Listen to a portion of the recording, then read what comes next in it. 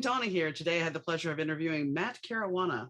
Matt has a story about when he was 16, feeling very disconnected and questioning his self-worth and wondering if he even made a difference, if he even mattered, because he had always thought that he was supposed to have a purpose and he was left feeling empty. So Matt decided one day to take a flying leap off of a building, and that leap would change his life forever. But you know what? As bad as that may seem and sound, it actually has a pretty positive outcome. So tune in and listen. Hi, Matt. How are you doing today? Donna, I'm good. Thank you. Yourself? I'm doing pretty good. So where are you located again? I'm based in Sydney, Australia. Other side of Lovely. the world for you. Yeah. But lovely Sydney. I mean, Sydney's a beautiful place from what I hear. I, I, that's all I know. Well, exactly. I mean, I understand completely because, people are like, oh, because I'm originally from New Orleans. I don't live there now, but everyone's like, oh, New Orleans. And I'm just like, yeah, it's New Orleans. I get it. When you don't live there, the grass is always greener. But we didn't, Oh yeah. So you you have a very interesting story and one that is quite serious. So at 16, you were dealing with depression, correct? It started when I was younger, but yeah, I was. Yeah. So what kind of, since it started younger, what was it just feelings of inadequacy in school or with people, or what kind of started all of this? Interesting how you asked about feeling inadequate and all that stuff. If you're looking at me when I was younger, just like it looked like everything was going well, right? Good grades in school, doing well in sports, decently popular, all that stuff. Didn't like primary school, couldn't wait for high school. High school game, again, it was great. Though now, I've always personally felt disconnected from my parents, at least back then, very much back then. And in a way that left a hole for connection in my life. Now, it's not like we had a toxic relationship. I just never felt connected. And growing up in a Catholic upbringing, I was always taught that, everyone has a purpose and that we'll find our purpose through the Bible, through God. And I don't know, like that never sat well with me. I was like, it doesn't make sense. Like, Mm-hmm. but that naturally led to the question, well, okay, well, what's my purpose? What's the meaning of my life? But I didn't know how to answer that. And so then I asked myself another question. Well, if I was gone and dead, would anything actually change around here? I mean, it's hard to answer when you're alive. So I asked myself a third question. And if, purpose is about giving and contributing to others, do I actually add any value? And that's when I had my answer because, I was 12, had no job, lived at home with my parents, which meant no, if I was gone and dead, nothing would change, which meant my life means nothing. That's how I came to my conclusion at 12. Though everyone around me, it seemed like family, friends, whoever, was all smiling. And so in the back of my mind, I'm thinking, they've got all this figured out. What am I missing? And because I don't feel that. So I didn't feel like I could speak about it to anyone. So I felt like I was the only one. And yeah, 6 months later, I really delved into drugs, started dealing to keep it up. I developed a little bit of an addiction at the time. Though I met a girl while I was in high school. While I was, 13, and she became my girlfriend in year 8, and she started to shift things for me where, she caught me 4 months into my relationship. So at this time, I haven't told her anything, nothing about drugs, nothing about how I'm feeling. Though she found out that some of my mates at a party she was at were smoking pot and that I had joined them.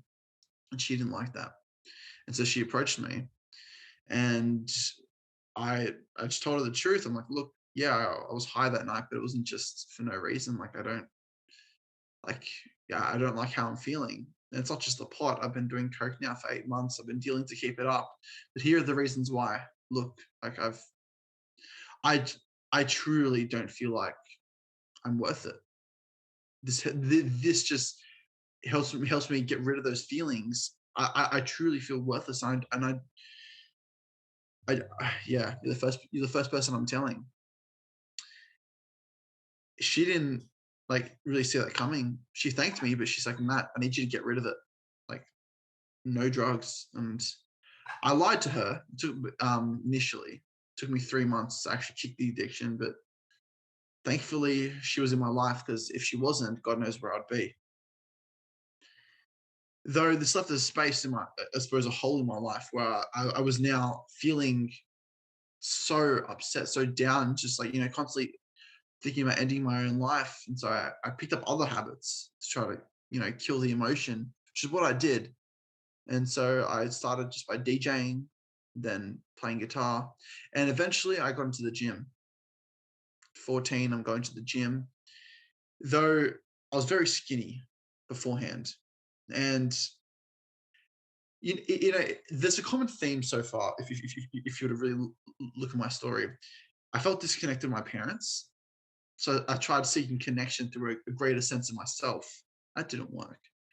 So I sought connection through drugs. That didn't work. So how did I get connection now? It was through external validation. So when I first started the gym, quickly the boys in the older grades started noticing, like, "Whoa, Matt's put on some size," and they gave me all this respect, and I really took that on board. And so I remember at the end of that year, at the end of 2014, I was like, "All right, next year I want to come back to school. I want no one noticing who I am." And I want to bulk up and diet to the point where I have a great photo to put on my Facebook. And that's exactly what I did. I trained and like my ass off, ate as much as I could. I mean, it was sickening. And the start of 2016, I had that photo. I uploaded it. And you know what, Donna, I got all the attention in the world, all the likes, the comments, the friend requests, the girls inboxing me, everything. You know, and But then then a week later, it was January 9th, 2016. And I had all the external validation in the world, yet internally nothing had changed. yeah. So how I'm feeling is still sitting there. And this is a day that's very different. It's a Saturday. It's in the holidays, right? It's actually a day before we're supposed to go on a trip with my family. And my mum's come up to me. She's like, "Matt, why are you up so late? Like, it's not like you. You didn't come to the gym with me because I want to train with you." I said, "Mum, I'm not going to go to the gym." She's like, are you serious? What are you talking about? You've been going 6 days a week since you've started and you haven't missed a day. It's a Saturday. It's holidays. What do you got on? I was like, "Mum, I'm tired. It's one day. Relax." I didn't do much that day. I just, yeah, stayed by myself. Didn't talk to anyone. Not even like on my phone. Mhm. And that night, it hit me. There's 3 questions. Yeah, I mean, my what's the meaning of my life? Am I, if I was going to let anything change, my valuable part to society? Yeah, like it came to a point where I had said to myself, I've been worthless now for how long? If that really is my label, why don't I go and fulfill my label? Mhm. What am I still doing here? What am I doing? So I pulled out my phone and I was like, yeah, is there anyone on my contact list that would care the slightest bit if I wasn't here anymore? And the only person I thought was my girlfriend at the time. I spent like, I don't know, half an hour just throwing thoughts into a message and, yeah, sneaking out of my house. Usually when I sneak out, I leave, the window in my garage, just like that crack open, just so I could sneak back in. But God, no, I shut it all the way. And in a way, I hate to say it, not to interrupt, but that's kind of a metaphor, isn't it? You closing It that is. window is like closing the door. It is. Yeah. And I, I can remember so vividly sneaking outside of that window and thinking, do I leave this open? There was no, and just not even attending to that thought. I just shut it. Yeah. And it was like everything was on autopilot and I couldn't see anything else in that moment because it's a 15-minute walk. I have plenty of time to think otherwise, right? Mhm. And nah, I get to my local shopping center, I get onto that roof and yeah, run and jump off the edge. The If you reason I put so much, I was do you gonna want say, if you could go back, would you still jump? No, but let me answer that Go ahead. later on. Like, yeah, in a little more detail. Yeah, yeah. Go ahead. It's funny. It's funny though because I put so much emphasis on you know the photo, the gym, because everyone around me believed it. Everyone, my parents thinking, "Shit, Matt's got his stuff together. He's so disciplined. He's always training and eating. He's really strict." My mates think the exact same thing. People around me thinking, "God, this guy's buff. He must get a lot of girls. He must be like confident as and all that stuff." The facade was perfect. Anyways, 2 weeks later, I wake up in hospital bed after a coma, and I'm noticing, my whole body is just not only a lot skinnier because I haven't been training, but I have boots on my both my ankles. I got casts on both arms. I got a neck brace. I've got tubes going through me, and I start freaking out because I can't move half my body. Not only move, but actually feel half my body. And yeah, constantly thinking one thought. If I was worthless beforehand and I only wanted to end my own life, how pathetic am I now for the fact that I had failed? And it was this thought that constantly went around my mind.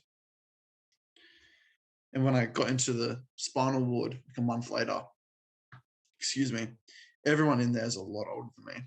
I'm 16. I'm a complete baby. Everyone's like, "Matt, why are you in hospital? What are you doing with a spinal cord injury? You're so young." People that came to visit me, "Matt, why are you in hospital?" And yeah, complete strangers that I had never met before. Like, "Why are you in the wheelchair? What happened to you?"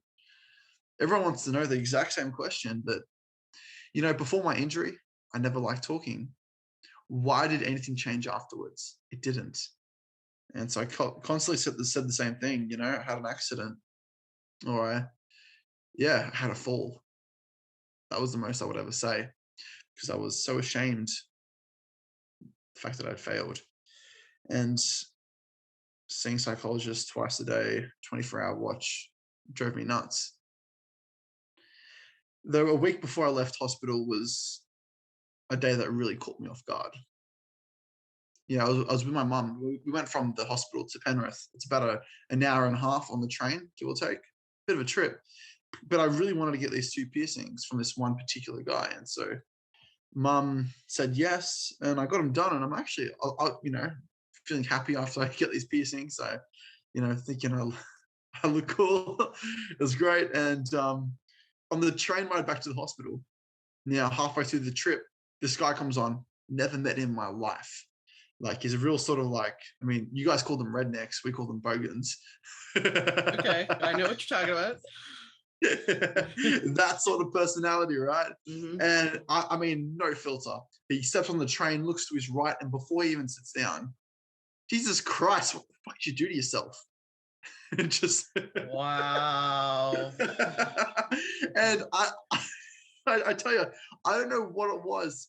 I swear it was a mixture of how abrupt he was, but how happy I was in that moment. It just came out. I just thought I attempted suicide. And then he starts laughing and he says, "That was pretty fucking stupid, wasn't it?" Look at you now. Wow. Wow. He has no filter. And that honestly caught me so off guard. I didn't know how to respond or whatever. But the next morning, I'd woken up with this lightness that I'd never felt in as long as I can remember. And this was the first time I willingly went and saw my social worker without waiting for her to chase me up. And I shared what had happened. And she's like, "Matt, I think there's something there." I'm like, "What are you talking about?"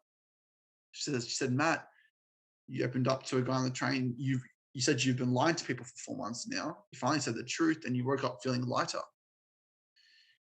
And then she asked a question that I will never forget because I didn't want to hear it at the time. You know, what if you were to open up to the people close to you in life? Could you potentially strengthen the relationship you already have with them? And that I did not want to hear. Yeah. Like I said, because it's just it went against everything that I'd believed at the time. And so I put all my walls were up initially, though that question sat with me and it really stuck with me because she made a good point with that guy on the train. And so I started with my ex-girlfriend and I just shared with her. She came to visit me that afternoon. I had plenty of hours to think about it. And yeah, this was the first time I was actually real with her in a long time. And here I am in my own mind. I'm thinking, I'm in a wheelchair now. I'm still in hospital. I have like severe injuries. 4 months ago, I was buff, I was ripped, I looked great, and now I'm the complete opposite. And she said, Matt, I've never felt closer to you and I've never loved you more. Wow. Like, I didn't know what to make of that. And I was like, what are you talking about? She said, Matt, this is the first time you've been real with me. And I feel at least in the last 18 months or so. And I was like, oof, I mean, I suppose she's right. And so I started talking to some of my friends. Now, don't get me wrong, some of them didn't want to deal with it, but I found out who my true friends were. And then the two people I thought were never going to know, my parents. And I started sharing with them. Sure enough, our relationship grew so much closer, like as a result. And it's funny because looking back in that moment, the one thing I'd resisted for so long, just sharing or even being able to feel my emotion, is the one thing I had to learn afterwards. I was in hospital. I was forced to feel my emotions, you know, constantly lying to the psychologist and all this stuff. And then this guy on the train comes about. I needed that at the time. And all it was just to me to learn just to open up. Mhm. And it's funny because then and now it's now the end of that year. And the social worker, she's asking me, because I'm home now, and I go there for a meeting. She's like, Matt, I've got an opportunity if you're open to it. I'm like, what are you talking about? She says they have about 30 or so young people, same age as me at the time, come through the hospital for a day and they hear some speakers at the end. She said if I was open to it, I could share my story to these 30 young people. And I didn't want to hear that. I didn't want to do it. I was like, look, I'm okay. But then she reminded me of that guy on the train and what it did for me. And then she asked the question if it was possible that I could maybe help others help me as well. And then that is what struck me and gave me this feeling in my heart of, I'm sure you know this, Dawn, of like, it's like complete like certainty in a way. Even though I'd said no, this thought said like, if I could help someone, how would that feel? And so I just said yes. And my first time sharing was atrocious. Of course, the I was first time's always the worst. I was shaking. I was so scared. I didn't know how to do it. And it, like as I'm there shaking, it just baffles me because I'm having young people come up and shake my hand, share how I say, Matt, you inspired me, Matt. Like I want to be there for make sure I'm there for my friends. Like in that moment, everything like I believed for the last 5 years had been challenged. Yeah. Was I worthless? No. I was of value to someone in that moment. And this like it was so overwhelming. I just tear up like uncontrollably like afterwards and I was asked to do it again. I was asked like, Matt, like you have like by the manager of the program. She called me up straight after. She's like, Matt, I want you to come with me to that school and like for their parent student like evening. I was like, sure. I just said it. But going from 30 people in a little room in a hospital to now 300 people in a hall, I'm even more Wow. nervous with the same things happening. And so I'm like, I just want to keep adding value to people. And it started off just by me sharing my story. That's all I did at the start. But then I was like, no, I want to run workshops for young people, then for parents. So I'm breaking into the corporate world, high schools, universities, wherever I can. And, you know, you asked me, Matt, would you not have jumped if you had the choice? The reason I said no was because look at the position I'm in now. Oh, I know. I I know. wouldn't change a goddamn thing because yes, what happened to me was bad. I wouldn't wish it upon my worst enemy, though that's what allowed me to find my purpose and what's meaningful to me in life. I promise you, had I not done it, I wouldn't be here today. Oh, I can understand that. But I was, yeah. I posed that question to you because I wanted to know how much you had learned from it. And I knew you did. I mean, it was kind of a giving question. I knew what the answer was. And the thing is, suicide now compared to, the first episode I ever did on the podcast was about my mother's suicide attempt, one of her many suicide attempts. And I can sit here and tell you how it is to deal with the aftermath and how you don't, her friends didn't know a darn thing that was going on. They didn't have any idea that she was suicidal. Not a clue. Mm, All my grandmother knew, I knew, my stepfather didn't care. And he was the one that could have saved her because he lived with her. We didn't. But that being said, if we fast forward now, I think you speaking to young people is a priority because when I was in high school, we didn't have to worry about likes. You got bullied at school or you got liked at school, and that was it. You didn't have this instant gratification online that can screw with your head. And mm. that's why I think you going to talk to younger people is an amazing gift because how many kids are sitting there going, well, I'm going to digress because I was going with a thought and it still fits because it made me pop in my mind. Because in New Orleans, I moved my 10th grade junior year. So I was 15 and we moved up to another place called Shreveport. And so for my junior year, I was going to be 16. I was going to be in a co-ed school instead of an all-girls school. And there were going to be boys and nobody was going to know me and everything was going to be perfect. It was all a freaking mind game. We didn't have the internet. I got ridiculed. I was wearing hand-me-downs. I was not confident. I would come home and cry my eyes out. My mom's like, I'm dealing with my own stuff. Go away. So I didn't have that outlet. I didn't have that.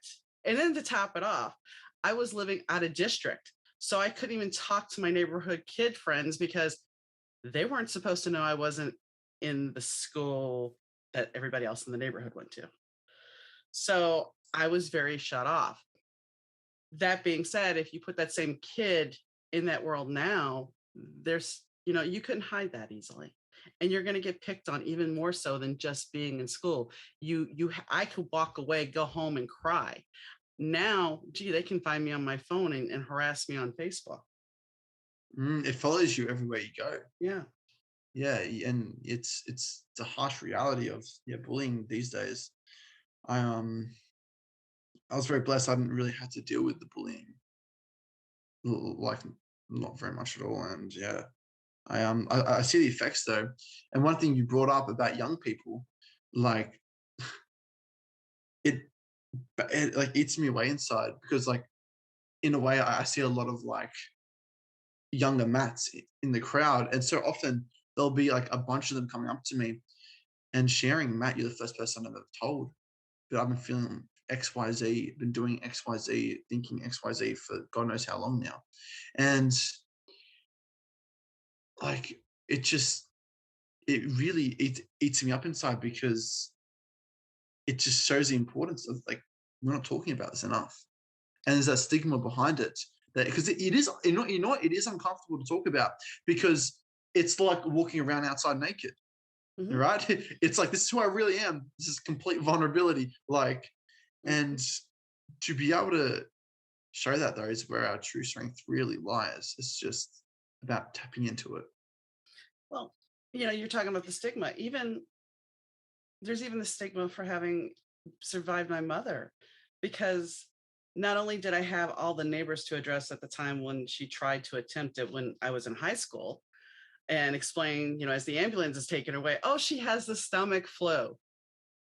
how else do you explain this? But this is something that has followed Mm, me through my life because family health history. Okay, well, father alive, here's his health history. Mother dead. How did she die? Okay, so it follows you. You can't get away from it. And then you're like, well, she did this. Oh, okay. So have you had any depressive thoughts? Look, everybody, and I'm going to say this, and I think everybody in the world has thought that they were worthless at one point or another. I'm not making light of your story. I'm talking about something that none of us talk about. We all put on yeah. this nice facade that we're all happy all the time. I remember I was diagnosed with fibromyalgia and they put me on a medication called, I'm not going to give the name because then I might get in trouble. Anyway, they put me on a medication, and then within 3 days, I started feeling like my life didn't matter. I felt like my husband would be better off without me, which was the furthest thing from the truth. But I started feeling this, and because of my mom, because of the gift my mom was, because she had passed, and I recognized those signs, I saw them in me, and I was able to say, "Wait a second, stop." I think part of the problem is when we have those thoughts, people don't realize that it's in that moment. We need to step back from that moment. We need to look at what is really going on in the world because we can overcome almost everything we go through if we have the support. And that's where you hadn't had that support because you didn't reach out and you had the wall up. That's it. I didn't allow for it in my life for so long. And yeah, it's the one thing I resisted, but it's one thing I needed to learn, which was just open up and share. It's like it's like a bottle, right? Like it's like what 600 ml bottle. You can't even see it. There you go.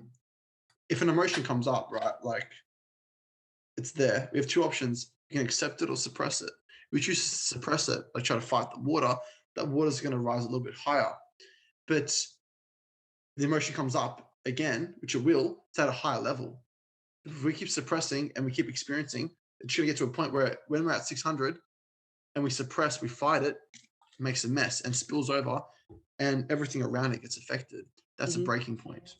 It's exact same with you and I. We all have a breaking point, right? And our breaking points affect the people around us. And to people that are listening that potentially thinking about suicide and thinking they're not worth it.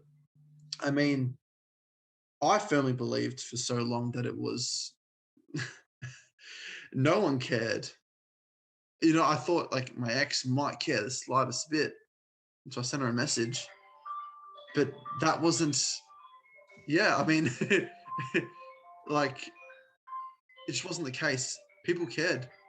People Yeah. came to visit me in hospital, and people, yeah, I mean, unfortunately, I wasn't able to lower my bottle down at the time.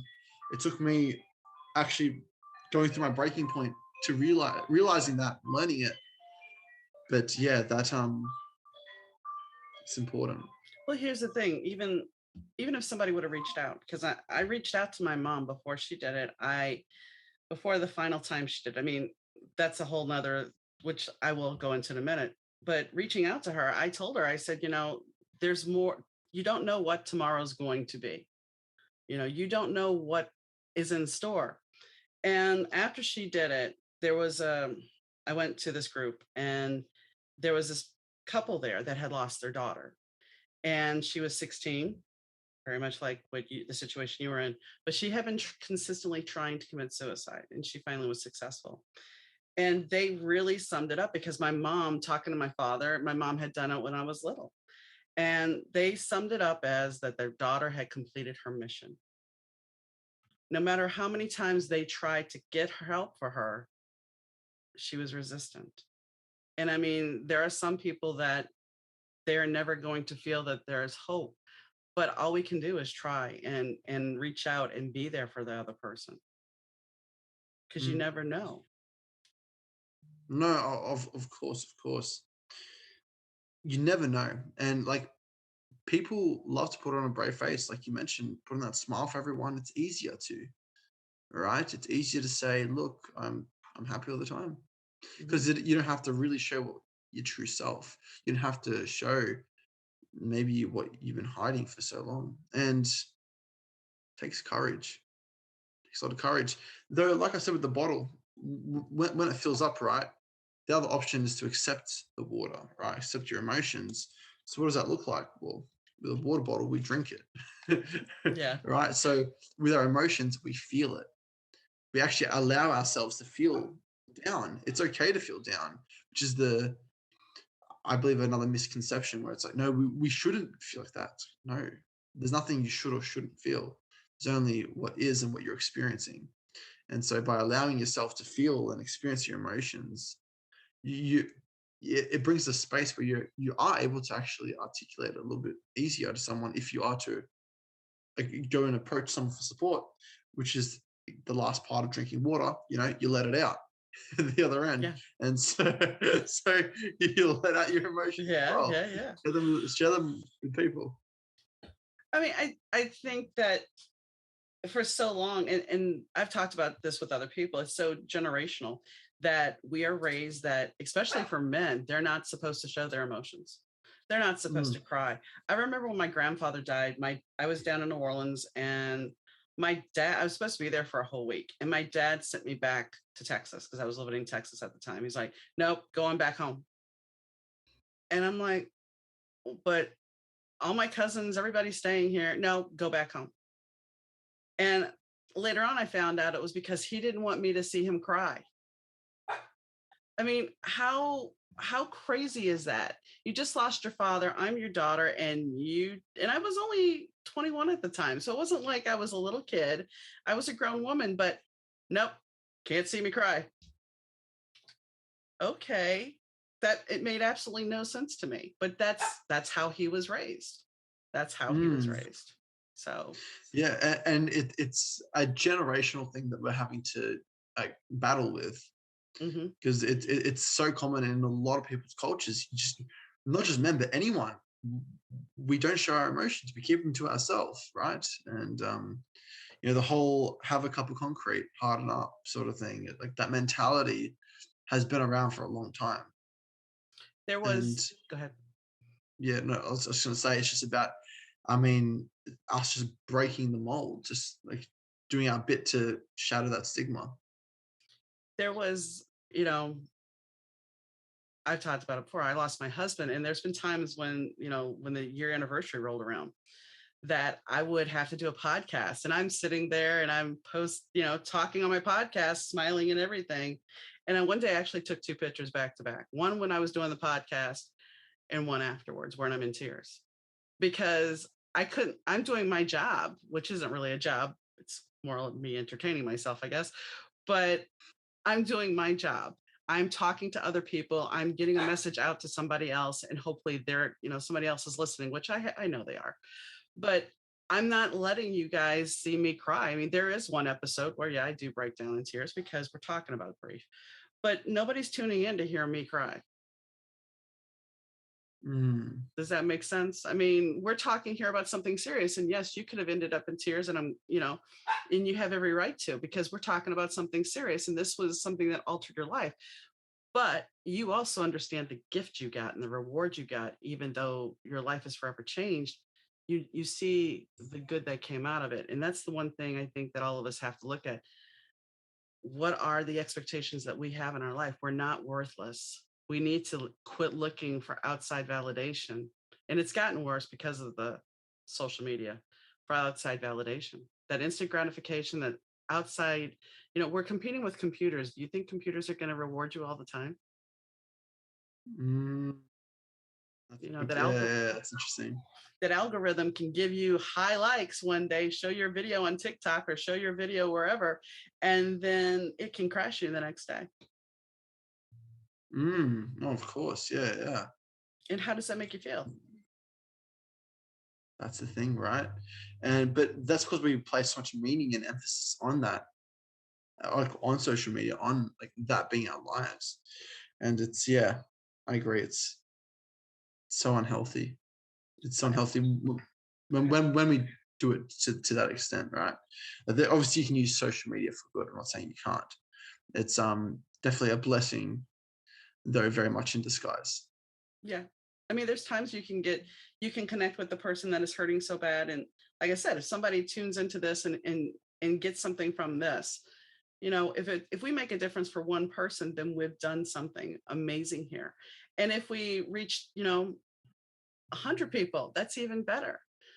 But the fact of the Mm. matter is, I'm on one continent, you're on another continent, and we're having this conversation about something that both of us have been through, just in different ways.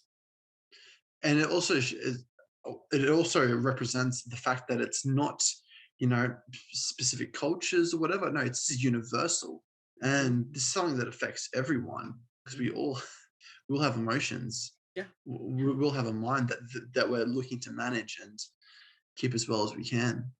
Yeah, and I mean, mental health is something that always amazes me, that people, mental health should be one of the top things that we treat and take care of. And it doesn't necessarily always have to be about medication. I'm not saying medication is a bad thing, but also talking about and getting reframing your emotions and reframing your feelings. One thing I've learned while doing this podcast is about expectations and is about perfection. Because, you know, like you with the picture, you wanted that perfect image. You got that perfect image, but it still wasn't exactly what you needed, you know? Exactly right. Exactly right. Because I'm trying to fix what's inside with everything outside. Right. And when you become dependent on your external environment to dictate your internal emotions, that's when you know you're in trouble and you're stuck because you no longer have power over your life.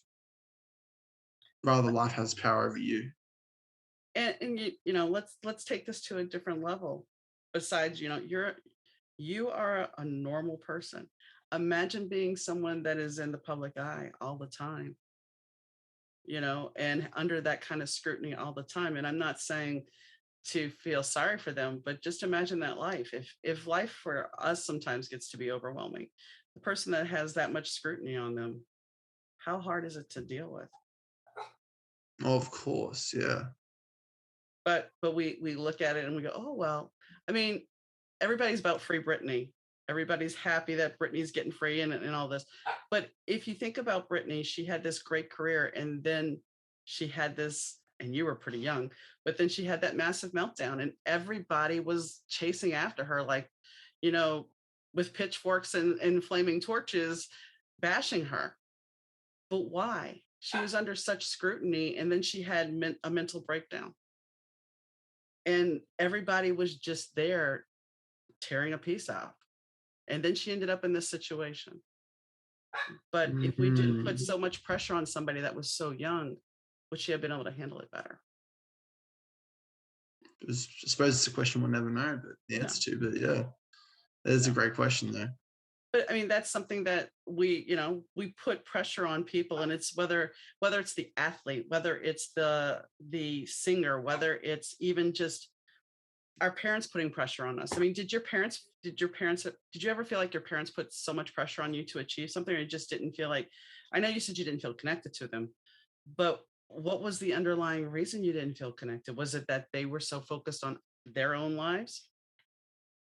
The underlying reason I didn't feel connected to my parents, my dad, like at the time, I never saw as a role model, and my mum, let's just say for personal reasons, I felt really disconnected from her. Yeah, yeah, and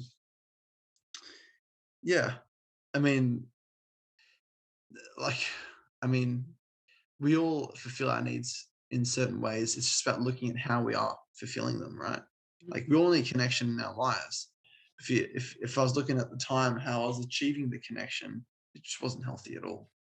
And the gym is one of the most positive things, if you ask me. Like I'm all about fitness and keeping healthy. I still go to the gym to this day. Well, not throughout lockdown, but that's another conversation. Yeah. Yeah. I yeah, but like I regularly keep fit, I regularly exercise and all that stuff. So I mean, it's just about your intention. Yeah. I agree. That's really all it is. Yeah. I mean, I And just go ahead. sorry, no, you No, go ahead. Go ahead. with like it's a little bit off topic though. If I was to look at myself when I was, let's say 15, hell 12. go to the root of it all. If I was to ask myself,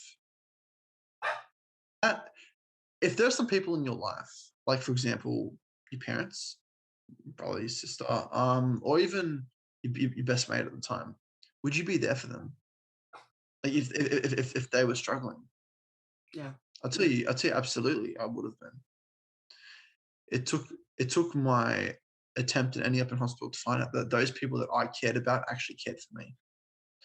And so one message I love to pass on as well is just being able to see that side of it as well and flip it on its head. Okay, if I support these people, would they be there for me as well? So I'll tell you, 9 times out of 10, they will be. And that's the important thing, knowing that you have people around you to support you in whatever situation that comes up. Exactly right. Because life as it is already an uphill battle, right? Mhm. Why climb up that hill with bricks in your backpack? Yeah. You can let loose of some of them. Yeah. I And mean, like for me with when my husband passed, I learned who my true friends were. I learned who, because mm, that's a whole nother avenue of people don't know how to react with you. They don't know how to handle you because suddenly you're not the same person, which I know that's something you're very familiar with. mm, yeah, absolutely. How many people treated you differently? Like straight after, Yeah. oh Jesus, everyone Yeah. except a few people, except a few people. Like they saw, I was still the same person. Like I was just now physically different. Yes, they saw a side of me which they didn't at the time, but yeah, still everyone felt like they were on eggshells. Yeah. They had to be very cautious with everything they were doing, everything they were saying. Like, oh, am I spending too much time with him, or stuff like that? Even, and it's the last thing I wanted because I was still me. I just wanted to be treated like me, not like this label or whatever idea that people have in their own heads. So that in itself was a bit of a hurdle to overcome. And have they, since all this time has passed, have some of those people walked out of your life, or have they started treating you more like they used to? With the people that come in and out, it's not that I'm really like aware of it. What I'm aware of though is now how I view myself, because that's directly proportionate with how other people are viewing me. And the moment I realized that, everything started to change because, and like in my day-to-day interactions now, like I go out in public, I personally, this is just my perspective, I don't view people seeing me as that guy in the chair, so to speak, like I used to beforehand. Yeah, I viewed that because I thought, shit, I'm the only one around here that's in a chair. Like I feel like the odd one out, especially when I went back to school. But the moment I started to carry myself in a way that didn't even like address the chair, like I am me, and that was it. Things started to shift, if that makes sense. Yeah, it does. And I mean, when you think about it, that's a whole nother aspect. We don't embrace disability necessarily in the world. We it goes back to, we embrace perfection. We don't want to look at the imperfect. We don't want to look at the person that's in the wheelchair. We don't want to see the person as a whole being when we should. Of course, yeah, and it's because it's easier to do that, right?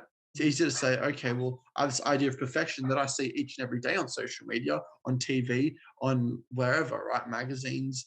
I'm seeing perfect all the time, but when something that's not perfect is in front of me, it's like intimidating. But that whole like embracing the disability thing, I think is a whole nother topic of conversation because I then decided to change how I view myself, but how I now identify, like what I identify with, so to speak. And yeah, that's a whole nother set of stories in terms of that. But Well, I mean, and that's the thing, I've talked to other people about it. It's the label thing, it's, are you your label? Why do you have to be labeled? Why? if you're able to do what you need to do to be the person you want to be, then why do you need a label? Do you mind if I sidetrack into No, go ahead. It's a a cafe story? conversation. So, like like I'm talking about labels, right? So after hospital and rehab and all that stuff, I was now on a disability pension, right? I was getting what, like close to $500 every fortnight for doing nothing, essentially, right? Because I had a disability. Mhm. Now, I had that for a couple of years. Then I went on a, what do you call it, meditation retreat. But a week before the retreat, I had to submit how much money I'd been earning from my talks. So that was affecting my pension at the time. And I was in the gym, I hit submit, and for some reason it didn't go through, came up with an error.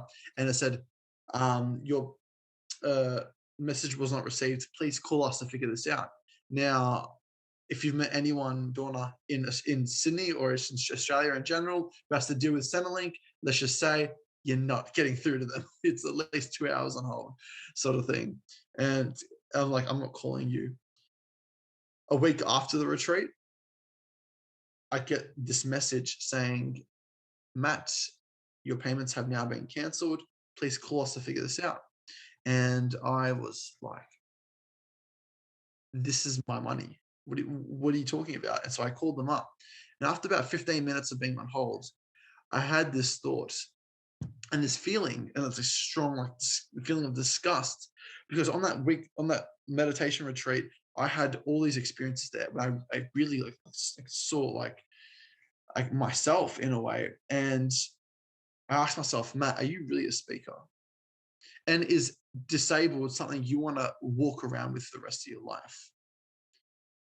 You have dreams, Matt. Why are you setting your dreams short because you have a safety net to fall into? I hung up the phone and haven't called them back. That was what, over 3 years ago now, give or take. Wow. And it's funny. The moment, just relating back to the whole like perfection and like, you know, how other people view you is how you view yourself. It's funny because after I hung up the phone on Centrelink and decided to not call them back and give up my disability pension, then give up my pensioner Opal card, then give up my disability parking permits, all that stuff I gave up. I then get the next gig I get was the highest paying speaking gig I had gotten at the time. Funny that, right? And I started Yeah. getting more gigs. And then my rehab started to progress further and further as well, believe it or not. Donna, I have what they call a complete spinal cord injury, Mm. where your spinal cord is severed in two and no nerves are supposed to be sent Yeah. between. I'm, when gyms are open, I'm on the bike in the gym, pedaling away. I'm every day still doing sit to stands with my trainers at home, working towards my goals. And I, quote unquote, shouldn't have anything back, yet I am progressing. Nice. The crux of all this, of what I'm talking about, is how I'm viewing myself and what I'm identifying with. By me choosing a different identity and label, it's hard. Everyone tells you you're crazy. Everyone says, Matt, why are you giving up your parking sticker? Are you serious? Matt, you give up your pension. What are you talking about? Matt, why would you give up all these things? It's like, no, this is not who like I'm identifying with. I am this, not that. And that was a yeah. And like it's just like constantly for like 2 years, people just talking shit about me. But hey, it worked. It worked. And That's all that matters. I mean, if you're recovering, that's an incredible thing all in itself. I have a really weird question for you. please, Do you remember anything from your coma? no, I don't. Okay. So I before beforehand, I remember sneaking out, I remember jumping. I don't remember hitting the ground, then just black for like a while. And then I woke up in hospital. Yeah, nothing from coma. Because some people remember their comas. I've read stories about people remembering their comas. Wow. So That'd be an interesting read. I yeah, I remember waking up and thinking initially, like, was this an afterlife or something? yeah, I can Like imagine. for a little bit, but yeah. Wow. So you feel pretty, you definitely, I mean, I'm not even gonna ask the better two thing because it's obvious that even though, most people would be like, oh my gosh, you are thriving. And I mean, dare I say you're thriving more than you were before this all happened. Oh, absolutely. To say I was thriving before my injury is you'd be very misguided. You, Well, the outside was thriving. The yes, it image that was. everybody else saw was thriving. Internally, you Mm, weren't, but exactly right. Exactly right. And that's, I mean, if it's what's internal that really does matter. Though one thing I've come to realize is that we all sort of need to go through this journey of like maybe coming to face adversity in life. Not no one can have a perfect life, but that's how you're going to really be able to experience and see that it's what's inside that counts. That the internal is so much more important. And yeah, I'm just blessed to still be able to be here and share that message and help others get to that place. I think, But one yeah. thing that you've talked about several times over, and I wholeheartedly agree, is the external is the problem. A lot of it, because we are taught from an early age, whether it be school or whatever, you have to look a certain way, you have to have certain grades, you have to do this, you have to. So there's all these external expectations placed upon you. Mm. And then as you get older, guys used to have it easy when I was younger, but now guys have the same problems we do. Oh, look at the fashion magazine. Oh, look at Instagram models. I need to look like this. I actually had a male model on. I had two. One of them won a contest over in Australia. The other one is here in the States, but the one here in the States talked about how he needs several weeks to get in shape before a photo shoot because he doesn't walk around like that. He says, Mm. I like carbs. I Mm. like pizza. I'm not gonna, I don't look like this all the time. But yet, you look at the male model in the magazine or on the book cover and it's like, well, he looks really good. But the whole fact of the matter is it's an illusion, just like the perfect woman. But it's all we're seeing. And so we naturally think, oh shit, they are always like that. And so I need to always be that. If I Hmm. want to be attracted to girls or guys or whatever, no, I've got to, become what perfection is. Hmm. And I mean, for me, I'm gonna age myself. I'm in my early 50s. And, for me, it's like I had a husband who was legally blind. So for years, I didn't have to care how I looked. It didn't matter. And then I decided to come on make a public platform where guess what? I have to make sure I look halfway good. So, I have to step back sometimes and go, okay, you're not going to look like you did when you were 20. So just accept the wrinkles, accept what you look like, and do what you do. This is not about you looking anyway, but you still getting those external trappings. That what am I putting out there? Who do I look like? What do I look like? So there's still that external worry that I'm not good enough. Mm, mm. So That worry in itself, I'm not good enough, is one of the biggest things. Like everyone, I believe, has thought at least once in their life.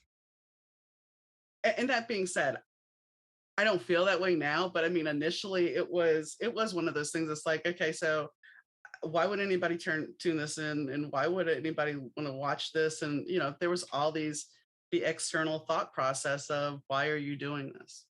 Same thing with Uh, why did you want to get up and speak? When you're being presented with that opportunity, I'm sure you were sitting there, you said you were a nervous wreck, and I'm sure in the back of your head you're like, nobody's gonna listen to me.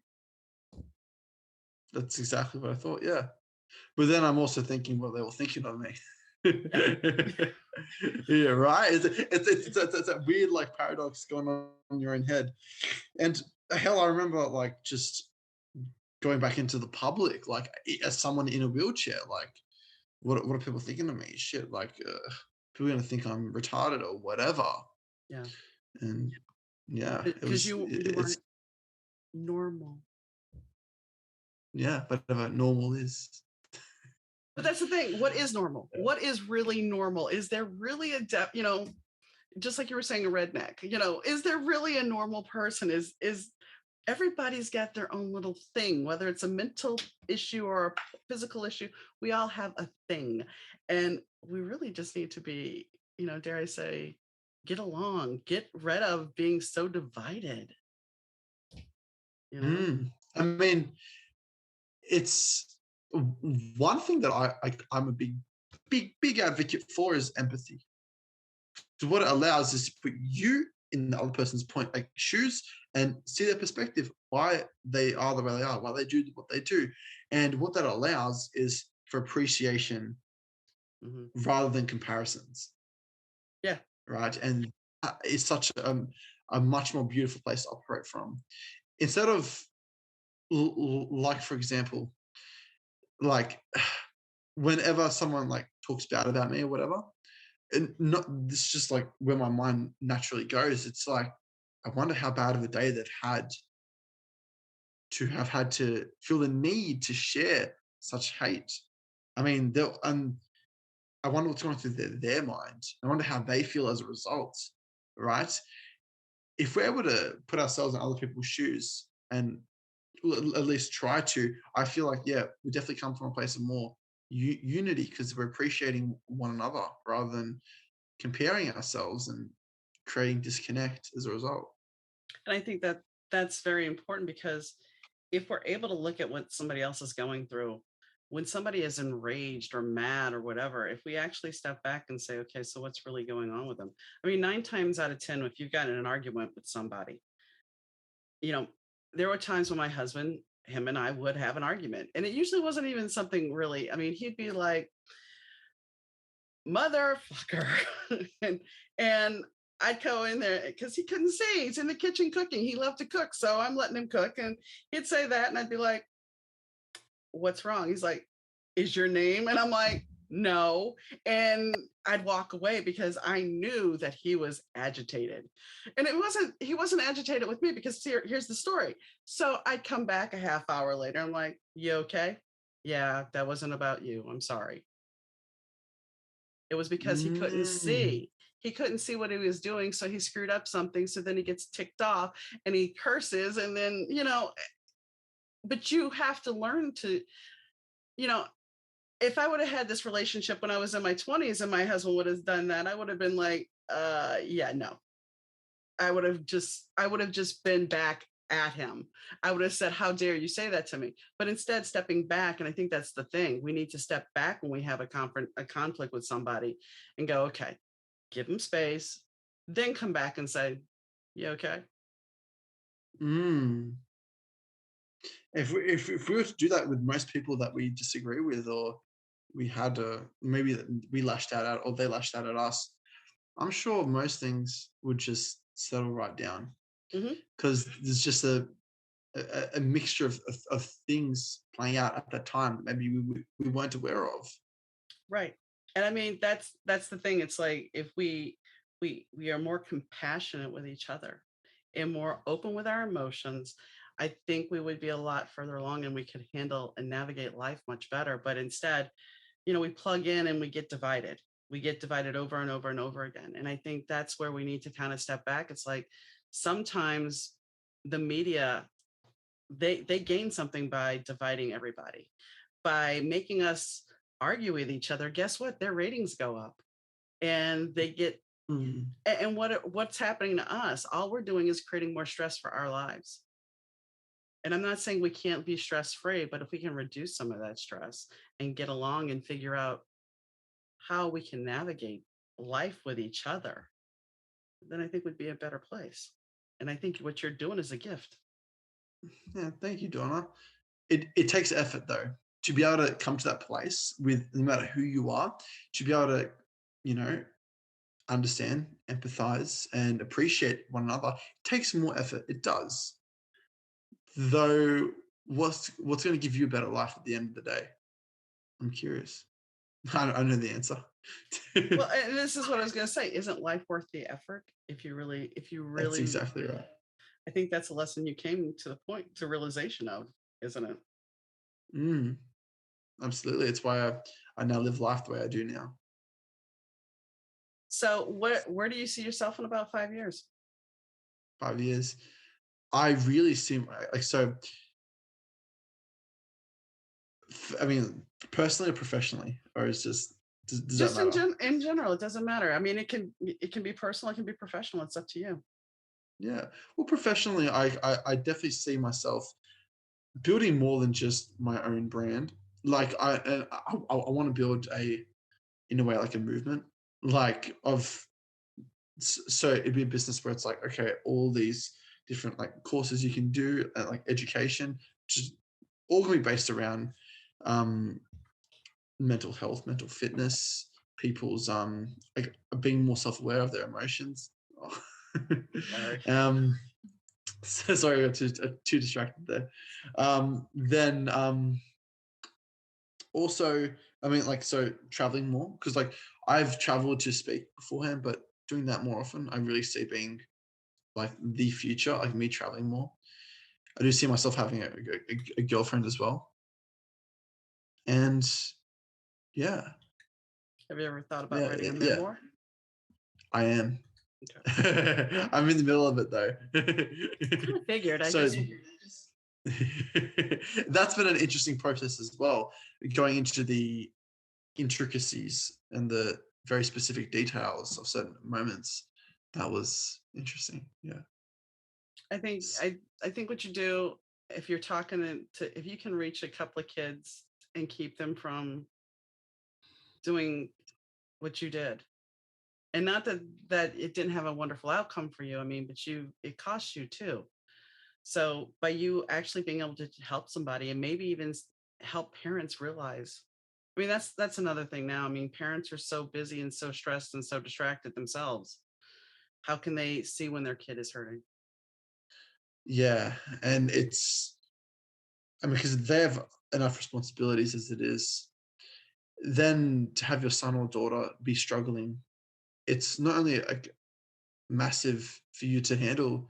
A lot of parents don't know how to handle it, But which is another issue. And a lot of parents, they feel disconnected from their teens or their kids, and that's in itself really does breed like can breed the disconnect and the depression, anxiety down the line. And though one thing I've always found is when that connection is strengthened, it always like brings about beautiful results. if you And could yeah, give advice to a parent, what would you tell them? As far as I'm saying somebody else's parent, if they're worried about their child, what would you tell them? if they're worried or they know that there's something going on. They suspect something's going on and they're not quite sure how to approach it because they do feel disconnected from their child. Yeah, first thing is the presence of the parent. So when I say that, let's use listening as an example. When your child is talking to you, are you actually listening? So, firstly, physically listening. Like, is your physical presence with them? Like, are you on your phone? You're washing the dishes, doing paperwork, cooking, or are you actually there with them? Secondly, mentally listening. Is all your attention and focus on the words that they're saying, trying to understand what they're sharing with you? Thirdly, emotionally listening, putting yourself in their shoes, again, empathy, trying to understand why they feel the way they feel, putting yourself in your kids' shoes. How would they be feeling if I was going through this right now? So yeah, that being put the first key thing, because Donna, I'm sure you pick up on it. When people aren't listening to you, it's easy to tell, right? Yeah. Easy to tell. And if you're being honest and raw and vulnerable with them and they're not listening, how's that going to make you feel? Yeah. It does it makes Right. you feel alone. Yeah, exactly right. You're alone, belittled, whatever it may be, but it's never going to be good. Though if the opposite happened and we felt understood, then it's a bit different because now there's a rapport building between us. Now I feel more comfortable to be vulnerable with you. So I can feel your presence. I can feel that, you actually support me. And yeah, I run workshops on this, like with corporates. Like I literally just did one last week with a government developer. Anyways, like the three cornerstones to meaningful connection. I love this stuff: presence, rapport, vulnerability. There are things that come in between there, but as a takeaway note and something to maybe go into further, those three things I would say.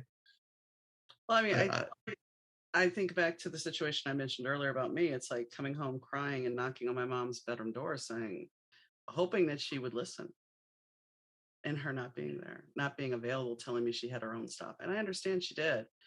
But in that moment, if I would have been a different kid, Lord only knows what I could have done, you know? mm, I mean, that, and go ahead.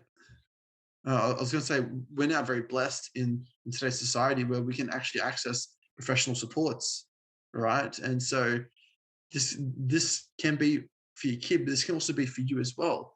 If you have your own struggles and pressures going on at the moment, and then your child is also struggling, ensure you have supports for you, whether it be close friends or close people or professionals. You need someone in your life that's going to support you because you don't have to do it alone.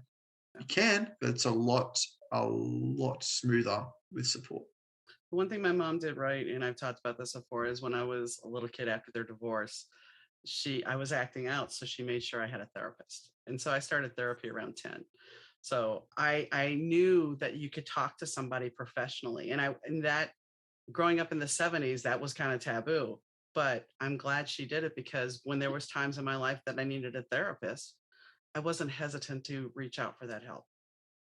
It wasn't, to me, it wasn't stigmatized. Mm, It was okay. So yeah.